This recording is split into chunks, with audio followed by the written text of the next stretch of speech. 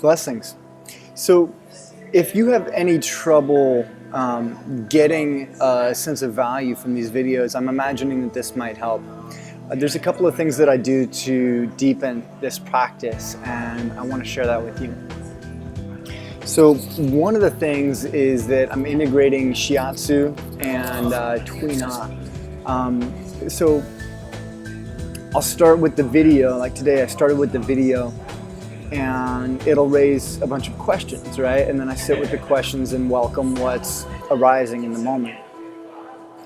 And sometimes what I notice in that is like a trembling sensation. Like today I got this trembling sensation in my jaw, and I got this kind of sense of resistance or pressure or tension in my neck. Imagine that that has to do with something that's arising in my subtle body or my subtle energy field that's incongruent with living or being with or actualizing who I need to be in order to get a clear view of whatever this question would enable me to see.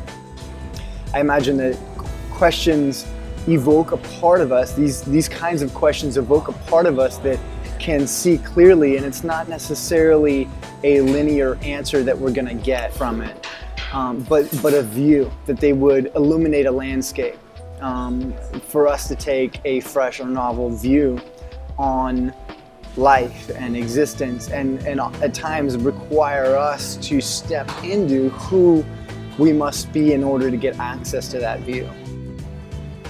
So this tension in my neck, what I do then, what I found myself doing is for the tension in my neck, I do something like this. See if you can see that. So I'm tapping with my fists on the back of my head and just creating pressure, kind of like you would in acupuncture, acupressure, shiatsu. I'm basically working, or qigong, I'm working with identifying where the tension is and then tapping, trying to tap it out. And then I noticed also a trembling in my jaw. And so I put my fingers on these two pressure points right here as a way of orienting ourselves. But if you kind of track where the trembling arises or where the resistance arises, and just put your hands there, and you could connect one spot to another. Like the neck was present for me, so I had a finger on my neck and a finger here on the side of my head. See if I can show you that.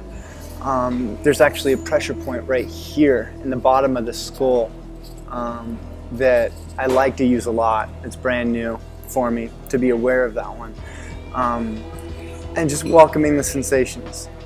And oftentimes I notice some kind of what I call a release. Like that kind of sensation. And then I move on to the next one.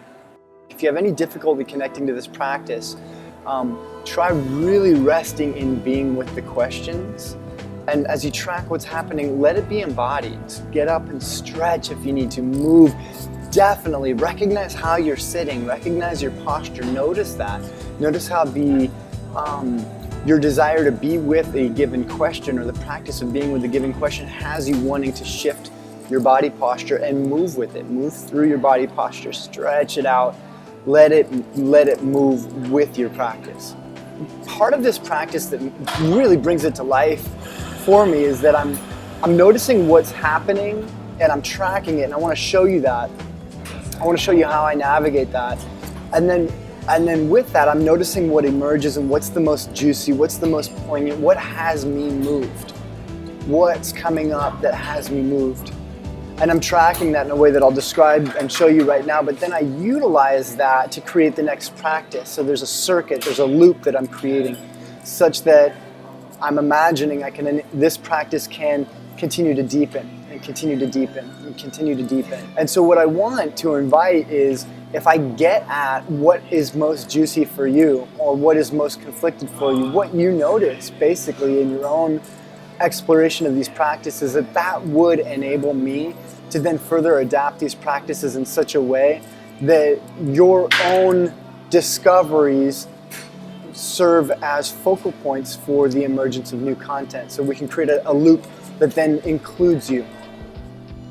And so I want to really invite you to take notice of what you notice, to notice what you notice what arises, track it, and I'll give you a little way in which I do that, and you're welcome to try that, and then share that in such a way that we can create this loop that includes you.